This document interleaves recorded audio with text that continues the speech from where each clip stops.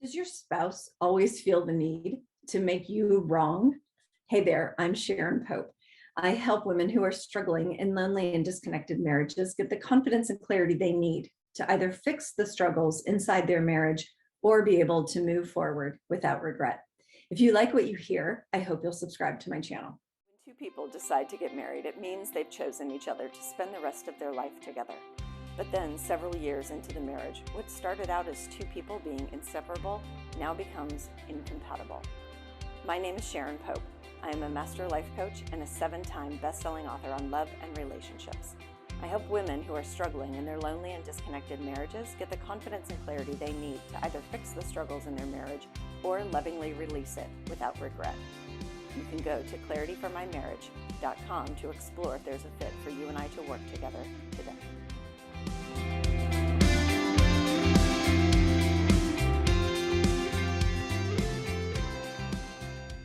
If your partner always feels the need to make you wrong inside of your conversations, I know how frustrating that can be. There's something that I want to make you aware of, and that is that anyone who always needs to be right has some deep insecurities that they probably have not addressed yet. Because if you pride yourself on being the smartest person in the room, then you only feel good about yourself when there's a hierarchy between you and the other people that you are trying to be in relationship with. Now, this is completely unnecessary, and in my mind, it's a very difficult way to live because it limits our ability to connect with other people. Let me tell you what I mean by that. If you've always got to be right and you've got to be the smartest person in the room, then you also sort of need to be up on a pedestal. And if you're up on a pedestal, well, then there's not equal space for an equal partner to stand there with you, right? The idea of the pedestal is that there's a hierarchy and that someone is smarter and someone has the answers and someone isn't, right?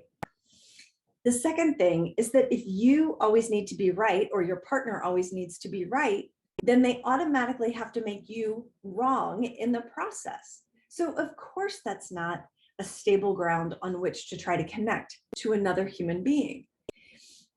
Last thing is that if you feel like you have all the answers or your partner feels like they have all the answers, well, then you are never able to learn from someone else. So basically, your amount of learning and growth in your life sort of stagnates because you'll only ever know what you've come to know. And if you think you're smarter than everyone else, then you'll never be able to just learn from other people's life experiences. So I had a client, she runs a business, and she told me about a tool that she uses in her line of work. And she just calls it the yes and tool. And here's what she means. She had a lot of people at work who love to poo-poo on different ideas, but they were never the ones, shocking, to offer up new ideas and new suggestions, right? Because, being the naysayer in a group is easy. That's easy to do. But offering up suggestions that may not be a slam dunk or offering up your ideas, well, that feels a lot more difficult. But it's completely unproductive to just be the one who poo-poos on everyone else's ideas and never offers up any alternative suggestions on your own. So as she was telling me about this, I thought, oh my gosh, my clients could use this in their marriages as well, particularly when one spouse always feels the need to be right. So this yes and tool, here's what she means by it. Yes, I hear what you're saying, and have you thought about this perspective?